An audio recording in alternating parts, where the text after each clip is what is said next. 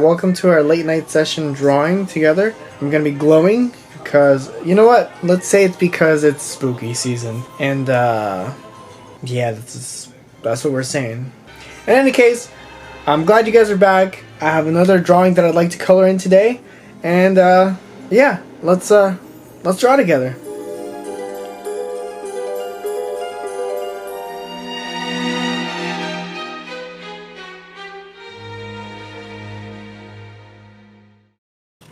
Whoa. So we have another special one today. We have Mayo. If you watched my last video, you'll know that Mayo's Izzy's sister from their cartoon 40. Anyways, I don't want to weird anyone out, but you are technically in my bed. So like, got a blanket. And yeah, you better be weirded out. I have a wall of just like albums and vinyls that I have here. This is my Triptide's white denim for the white denim. Frank and Witch Fingers over there. But yes, welcome to my room. I'm glad you're joining me. And I hope this doesn't freak you out too much. You gotta deal with it though. So just move on. But she's so teeny tiny, cute little mother fudger. And honestly, I love her design. I think she's freaking adorable. I love how tiny she is in comparison to Izzy, who is already not a tall guy. He's a small kid, you know? But I can't get over how cute she looks. She's fucking adorable, and you know what? That's exactly why I made her like that, because she's an adorable little freaking girl. Can I acknowledge how ridiculous JoJo's Bizarre Adventure is, by the way? It's such a stupid show, and yet I'm mesmerized. I'm entranced by it, and I'm gonna keep watching. But yeah, it's been a long day. And I'm trying to make less and less excuses for not drawing. I don't know, I will say it makes it a little bit easier trying to make videos for you guys, so I can actually feel like it gives me some pressure, and pressure's not that bad. Stress isn't that bad either, especially when it's culminating in something good, something productive. But yeah, let's get into this. I'm just gonna keep talking in the meantime. Let me tell you a little bit about Mayo. She is quite the opposite of Izzy. Izzy is a little bit in his head, a lot of it in his head, and he just can't get out of that. And with Mayo, she doesn't think as much, she just acts. And you could call her brave, but that wouldn't be completely accurate. You can call her foolish, but that wouldn't be accurate either. There's something that I guess in real life I kind of respect about people that can just do something and being fully committed to what will come, you know? And that's what she is. She is tenacious. She is brave in the face of adversity. And she is young. She is very young. So she's a little bit naive, but that gives her the upper hand. She doesn't have to be worried about as many things as Izzy, because Izzy has learned these things that can be dangerous and things that can be like prejudices, I suppose, that even he's trying to make sense of. And she doesn't have that. And it's one of the reasons I really love her. So it's actually been a long time since I've had to think about Mayo's origins, but the name Mayo actually came from the mispronunciation of my old partner's name, Mary. And it actually came from my friend Mary's niece, who mispronounced her name when she was young. And I thought that was such an innocent moment. Really felt like it embodied what it is to be a kid. And I thought, you know what? I like that story, and I like that mispronunciation of the name. And who would name a kid Mayo? Nobody would, but like you want to know where that name comes from when you hear it. You're like, that's such a stupid name. It's been a long time since I had to think about that, and she actually helped me figure out, because Mayo and Izzy are actually parts of my personality, she helped me parse which characteristics I should give to who, and figure out what parts of my character would fit Mayo best. And Mayo ended up getting some of the qualities that I actually admire about myself that don't come out that often, but are essential to my personality. In reality, I'm more like Izzy, even beyond that, I am more like the man with the red umbrella. Mayo is my wonder with the world. I think that if you start losing your sense of wonder, then that's something, I don't know. I don't think you should ever consider thinking that there's something bad with seeing the world and wanting to understand it in the most, from a state of being so enchanted with this thing that we don't understand, this world that we don't understand, and really coming from a perspective where you don't know that, you don't know the whole world, and you don't have these presumptions, you don't have these, there's no pretentiousness to it, thinking that you know it all, thinking that you're above anything else, but rather wanting to understand and being amazed by it, really, and being open to everything. And that's what Mayo is.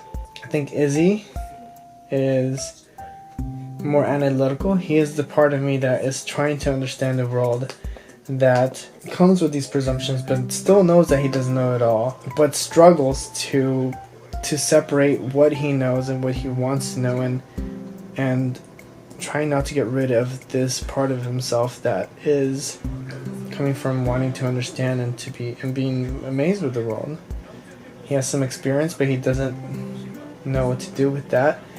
He knows there's experiences that he hasn't experienced, and he can acknowledge that, but he is so confused because in all of this he is also trying to understand himself, like who he is, what he wants, who he should be, what his role should be for himself and for his sister. And then the man with the red umbrella, there's a part of me that just feels so jaded and so cynical about the world, but I don't allow myself to go into that part of myself that much. But the man with the red umbrella embodies that. It is a very real part of me. It is a very real part of being an adult, I think, for a lot of people. And it's just like, how much do you allow yourself to fall into that cynicism, into that feeling like there's like hopelessness, helplessness, like there's nothing that can be done. And then coming back to Mayo, she's such a cute little motherfucker. And how can you not love her? She's so freaking cute. Look at those big old cheeks. Little chunky legs.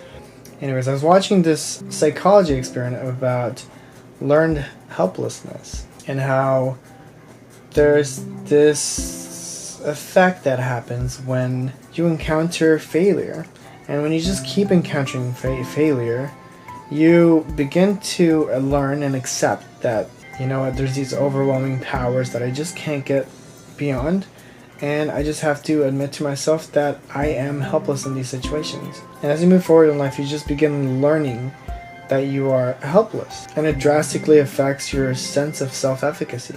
Self-efficacy, by the way, I guess I knew the term, but I didn't know how to describe it. But basically what self-efficacy is, the belief in your capacity to act in ways that can actually affect your success. Anyways, I thought this was interesting too, because here you have two paths, and it feels like in one path there are these external factors that are putting these obstacles and demotivators in your way. They're thrust upon this person that has been forced on this path. What's even more interesting to me is that the other path, which is someone who develops high sense of self-efficacy, believes that they can control threatening factors in their life, and they can master it.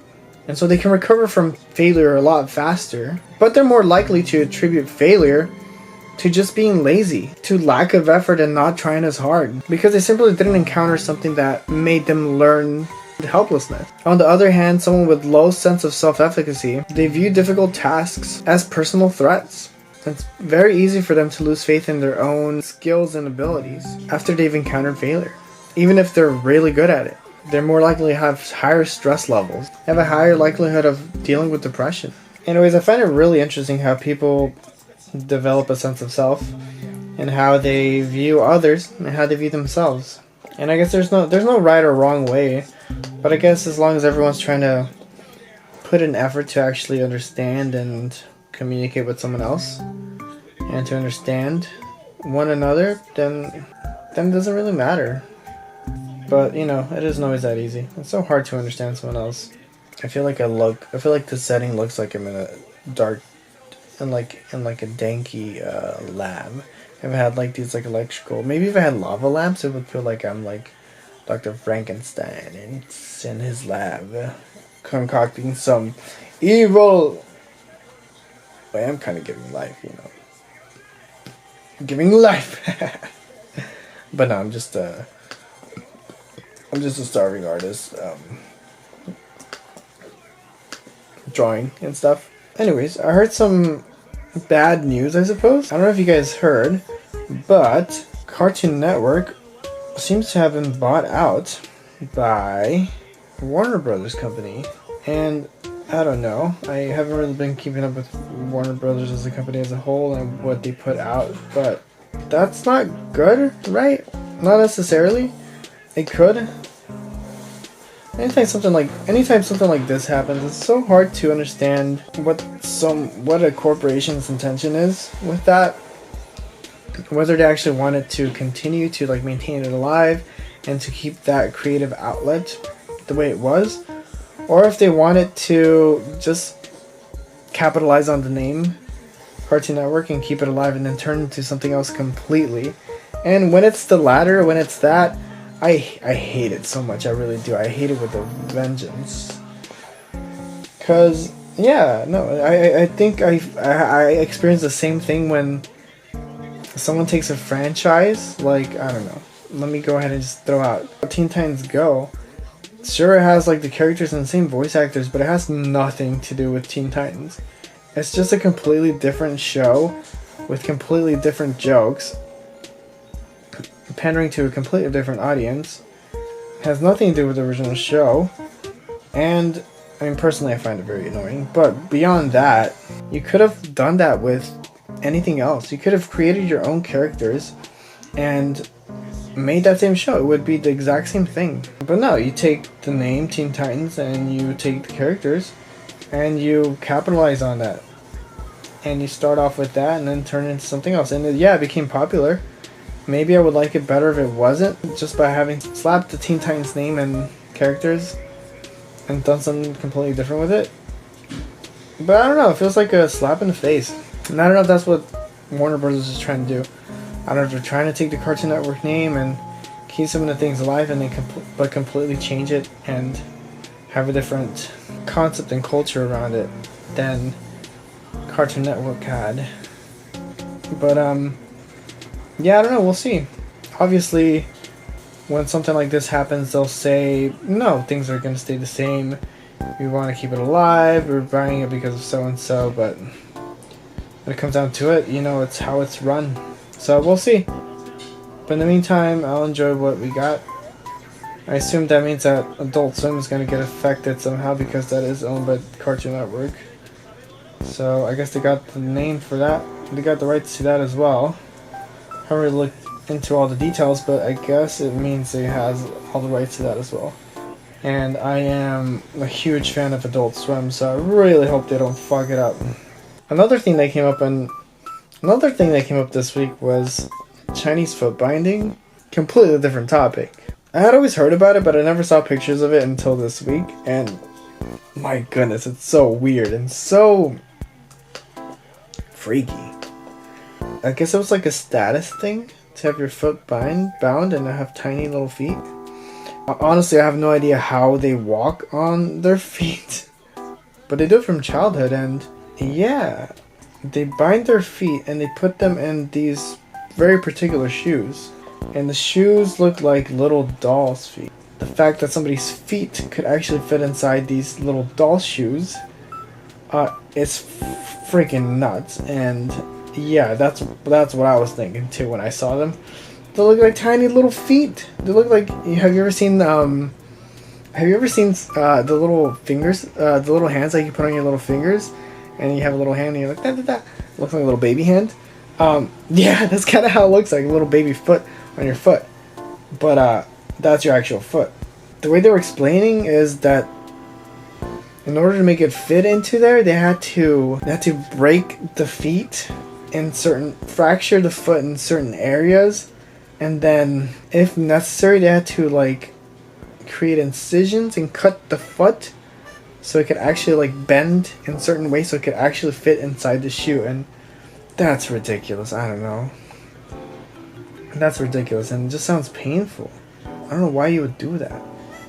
Even if it was like a status thing, I don't think I'm trying to put myself through that much pain just to really cement that in people's minds. Like, why do I care what other people think? Anyways, I'm rambling on. So this year, it seems I'm going to a Renaissance Festival with some friends and my partner, and honestly, I'm excited. I haven't been to a Renaissance Festival since I was a child.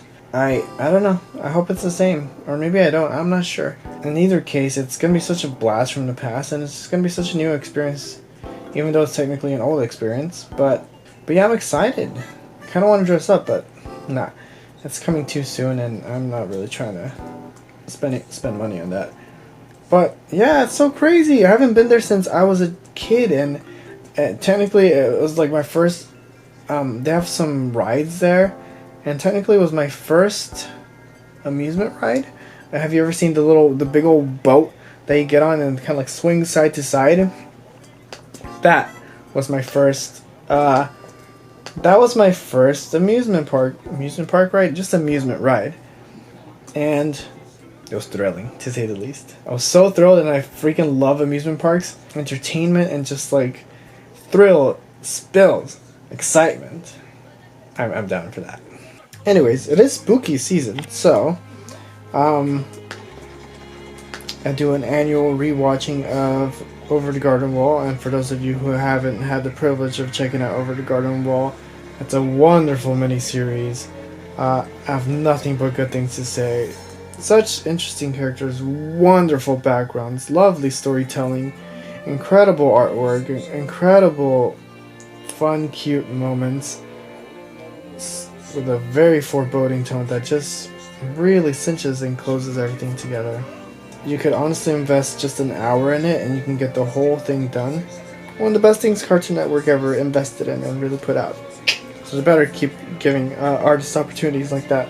But yeah, this is your reminder to do your annual rewatching of Over the Garden Wall, and your reminder to check it out because it's an incredible show, and I'm all about sharing cool shows that people haven't checked out.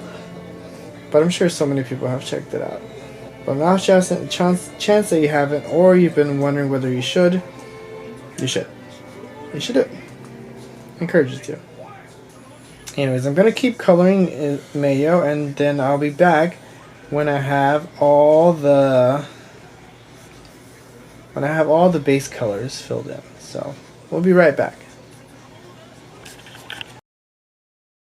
And we're back. We finished coloring in all of the Mayos with the base color. We're going to go ahead and do the shading. As you've seen in the last video, we're only going to do one layer of shading and it'll be fairly simple. We're going to go ahead and pick ourselves a very dark blue color, sometimes a purple, but this time it's going to be blue. And we're going to set it to a soft light and we're going to shade her in. Much like Izzy, we're going to go ahead and cover most of the right side of her face. I had a big lunch today, so I got some stuff happening.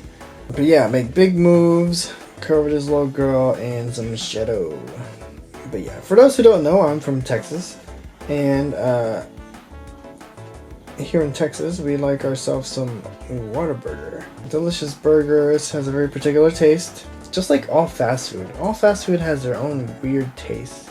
A McDonald's burger, that has its own taste. You know what a McDonald's burger tastes like. You wouldn't expect to go to someone's house and have something taste like McDonald's burger. What they put in it to make it taste like that, I have no friggin' idea. But Whataburger has a taste that I really enjoy. And for all the haters, yes, I am a Whataburger fanboy. You know, it's just one of those things about being a Texan that you don't mess with Whataburger. Just like I think like those in the West Coast have a thing about like, you know, you don't mess with In-N-Out. In-N-Out was hyped too much. Was hyped to all hell when I first tried it out. So it was such a bad thing for me to have tried it out with so much hype behind it, because it never lived up to it. In-N-Out, and it never will. I can go back to it maybe and take it for what it is. It's a pretty okay burger. It's definitely not bad. I enjoyed it. I just didn't think it was everything it was built up to be, you know? I think there's a distinction. I think there's people that kind of like blow it up to like this impossible, put it on a pedestal too high where it's like it's this incredible burger and you're not gonna and use vague terms like it's great, you know? And yeah, I don't know. I mean, what you might like is not what necessarily someone else will. Now, if you said has a pretty good burger, which it is, and that it has its own particular taste, which it does, then I can go into it expecting something, you know, something that isn't just like, okay, it better be freaking awesome. It better be freaking great. Because that's exactly how you describe it. And when you use words like that, it's never going to live up to that hype.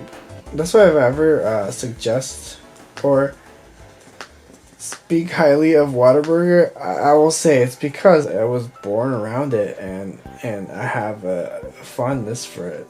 Is it good? I'd say it's a good burger. Do I think it's like the greatest thing in the world? No. Do I enjoy it? Yes, I enjoy the shit out of it. But I don't know. Maybe there's something else at play. Like, I'm sure there's like some regional differences in like what our palate wants to eat and taste and flavor. I've encountered this with Mexican food. I guess we have Tex-Mex here. I'm not a huge fan of Tex-Mex, but there's a way that Texas, beyond Tex-Mex, how they do food. And there's different flavors. Just like how I think Arizona does Mexican food differently, and how California Mexican food has its own way they do things. Is it that we're used to these flavors and that's what they applied it to into those foods? It must be, right? I don't know the actual answer, but that has to play a role in these things like Whataburger and In-N-Out. And I don't know if like the East Coast has something like that. Honestly, nothing comes to mind. But if there's like an East Coast thing, let me know. Is it Hardee's? Is it Carl's Jr.? Is that? No, it's not. I don't think it is. But I guess maybe they just have more Italian stuff. Maybe that's their thing. Pizza. I know pizza is a thing, but I don't know about burgers. I feel like when I think of like East Coast, I think New York, and I think like fancy burgers. I don't know. Maybe I'm just like not cultured enough. And just like that, we got her shaded with one finishing touch. And it's my favorite. It's the white in her eyes. So we go here. And it's just that glint of life. That glint of life.